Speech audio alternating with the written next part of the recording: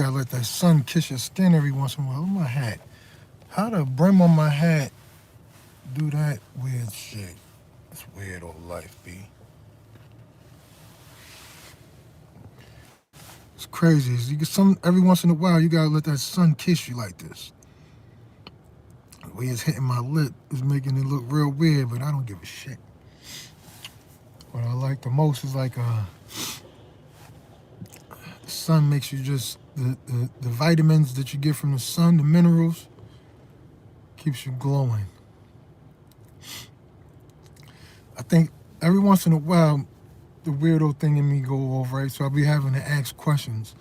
I gotta get answers every once in a while. I don't know, y'all don't be answering a lot of stuff, but sometimes I ask these questions, I come back, I watch the video, and I answer it myself.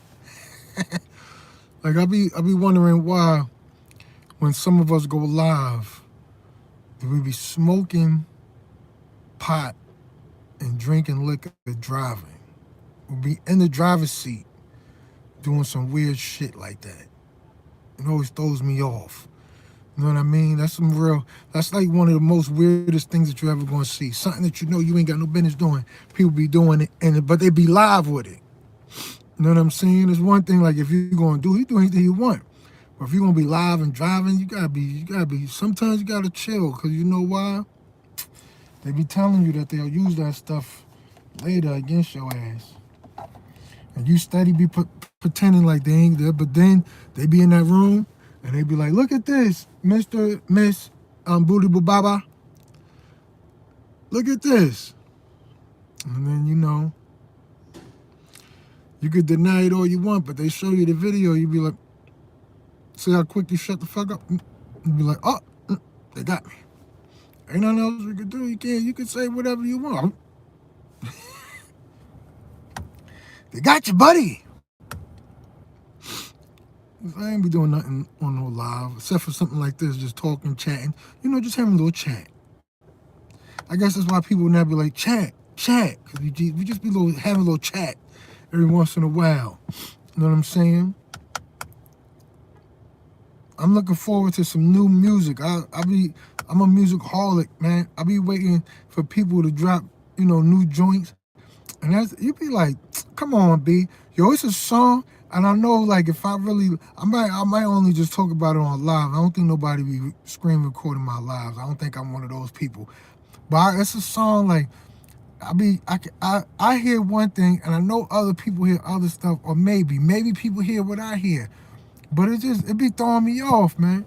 I don't really want to talk about it right now. I'm gonna talk about it maybe at another time. But it's a song that's out right now. Well, it's been out for a minute, to be honest with you. But I'm telling you, it's a lot of stuff in the world. The world went real sensitive since when I was a kid. When I was a kid, a lot of things could be said. So that's why I'm thinking about it right now. I'm only thinking about it because, I'm going to run it past my peoples first.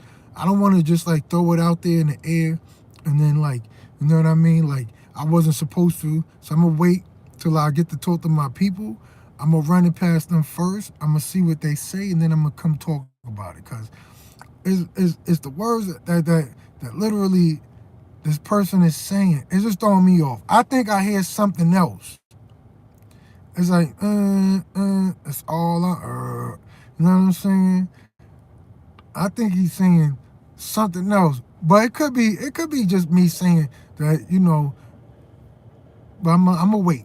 Because I love music, man. I'm a music-holic, man.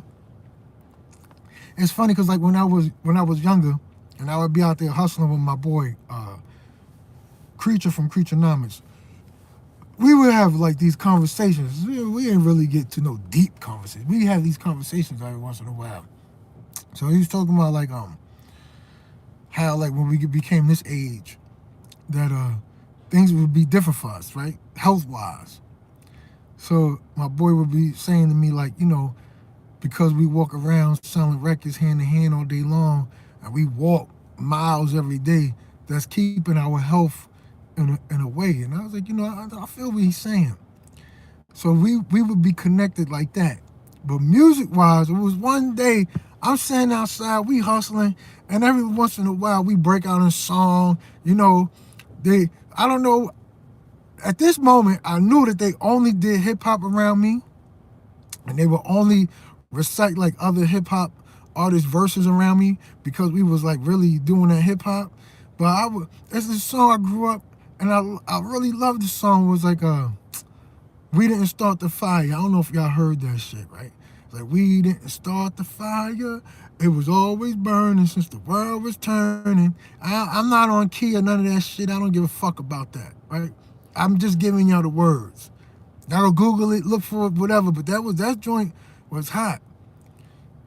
Or I will walk 1,000 miles. Now I will walk 1,000 miles just to be whatever, right? So when I would sing these songs, or I would just like sing other songs that was different from hip hop, they would all look at each other like, what? Like this motherfucker? I'm like, I like music.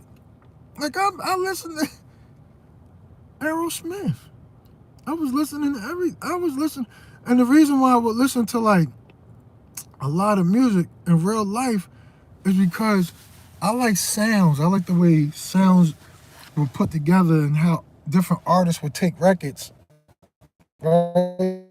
They would take these records and they would make, different sounds from the records that they was using. And I was like, that's fascinating by itself, right? Once I got into production, I was like, I like to put my own sounds together. I don't want to use somebody's record and put together a sound. I want to put my own sounds together and all this other stuff. So I was doing that. And I was doing that for a minute. You know what I mean? But I think like the best for me was like when you would listen to other albums, you listen to other bands, because bands would be playing it out. So the bands they would actually have the instruments, and I grew up like that in the church. That they played the instruments, right? You could be off key, you could be whatever. Somebody was playing the organ, somebody else was playing the piano, somebody was playing the drums, somebody was playing the saxophone. And we had people in the church that had instruments. Like the flute was playing, shit, tambourines, all kind of everything. So to me, like when you put the sounds together, and you was able to like, make the song from that. That's what fascinated me. So when they would be shocked that I listened to other stuff besides like hip hop. I'm like, how was that? How are you shocked when we do music? We do music. We make music. We make music. I think they were shocked to even find out that I play instruments. It's like, oh, you play instruments from Bed-Stuy? They had instruments in Bed-Stuy. It doesn't matter how rough an area is. And I actually went to school like in Park Slope. That don't make it better, but Park Slope, when I was a kid, Park Slope was not like how it is like today. 2026, I mean, it was on a come up, and it was like the first out of the area for Brooklyn that was on the come up, but Park Slope was shitty too. Brooklyn was rough everywhere, right? They did dump, I'm saying they dumped because it was closer to downtown. But then now it's like, oh, Bed-Stuy, or you could be in Manhattan from Nostrand Avenue in 30 minutes on the express. So now that's how they started pushing that, but it wasn't like we started pushing that. I did that. When I got into real estate and I got my real estate license and we needed money, shit, rentals was it. You wake up, you doing a sale, right? Sometimes it'll take a few months for that sale to get that traction. So you needed that push, right? A sale is a big deal. A rental, you can explain a rental to somebody like they staying at a hotel for an extended stay. Like cut it out. Like a rental, you're gonna go in there, you're gonna rent it. You could renew your lease or you could leave. You could do a month to month, but you don't even do a lease. All kind of stuff. So we will be doing that. And that's how, I went from hustling in the streets to doing that. Hustling houses, hustling buildings. I sold the shit out of New York. And let me tell you, New York it ain't what it is today. Today, people want to be on the Upper West Side. When I was growing up, the Upper West Side, people was afraid to be on the Upper West Side. West Side was trash. You was gonna get knocked aside. Like how they be like, oh, Central Park, you'll love it. Oh, so the park was you gonna die. The park wasn't like, oh, it was safe. If you see the dude that's in right now, and the head of the corporation that we are a part of, this wonderful corporation, he made the biggest mistake because he just wanted to blurt out, because it wasn't just us in that park. It was all skinheads. It was everything in there. All kind of Nazis. They don't know who did what to who. And you would go in that park, and you sometimes ain't come out. And if you came out after somebody did something to you, you wasn't even the same. So he made the biggest mistake that he could have ever made in his life by lying on some people. But it didn't. I mean, like in 2026, as you see, it didn't affect him that much because he kept on growing. But you know, that's neither here nor there. And I don't gotta say allegedly because this is stuff that you could factually find. So these are things that you could go and look up. So I don't gotta be like, oh, allegedly. Nah, I don't gotta say that. This and that. So I'll say that on my behalf because I'm not him. So I don't know what was going through his mind. But the reality is, there's a lot of people out there that made mistakes growing up, and he was one of them. So that park wasn't like today. We could use it as a selling point when you're doing real estate. Oh, you want to be by the park? You want to be by the Upper East Side, the Upper West Side? It's like, you know what I'm saying? When I was growing up, there was this one kid. He was the last white boy on the block. Cool as a motherfucker. They was Italian, and his uncles would come and check on him and all this other stuff. But what happened was his pops got killed, and the mother wasn't Italian, but the father was, and he was one of them boys, and so they left them in Bed-Stuy. The uncles wanted to come around, like the uncles. They was messing. They had a little few black girlfriends and stuff like that. So they was coming out to check the girls and they were some Spanish girls and stuff like that. So they would come through. You know what I'm saying? And then I guess they was that secret thing that they had going on, but they would utilize her to come around the way because she'd be out there, out there with everybody. So they knew everybody because of her, this, that, and the third. Finally, the mother comes up. She got a little change in her pocket. She gets a crib on the Upper West Side. Upper West Side rent was dirt cheap when I was growing up because the Upper West Side, Midtown, all that was not desirable. It was not, right? We turned it into a desirable place by doing real estate. We flipped the undesirable property, turned it into luxury bullshit. Was not. I mean, you could call it luxury today. The luxury back then was just like it had running water, right, and toilets. So now today it's like marble, all kind of other shit. It's a different story, right? But and this is again, this all shit you could look up. Abandoned buildings was all over there. Things was really fucked up. It was fried. But that was their way out. So she moves to the Upper West Side. Now let me tell you, when he's in Bed-Stuy, it's really rough for the two sides. If you're dark, if you're light, it's not easy for everybody to get along. You had to really be in with somebody or know somebody or something like that for everybody to really be fucking with each other. Like for everybody to be around each other, you had to really know somebody, right? Her son was with us. He even to this day, I still speak to him and all that other stuff.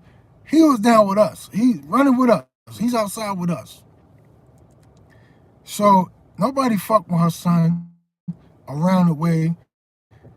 He's good. He knows everybody. He's one of those people that knows everybody, so he's cool. He knows everybody. He's good. Good money. Good. He's good. Just good where you at here. They go to the Upper West Side where they feeling that it's a lot better because, it's more of them on the Upper West Side. And it was, but it wasn't their kind of It wasn't near kind on the Upper West Side, I guess.